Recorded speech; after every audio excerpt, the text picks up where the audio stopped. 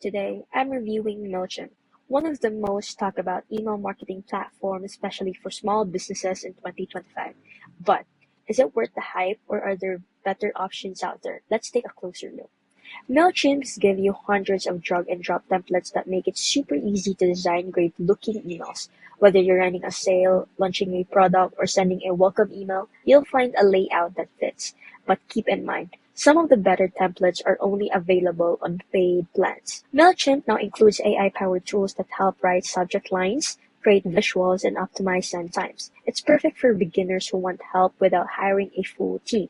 You'll get a solid insights like open rates, click-through rates, and heat maps to see what's working. Plus, their mobile app lets you track campaigns on the go, ideal for busy business owners.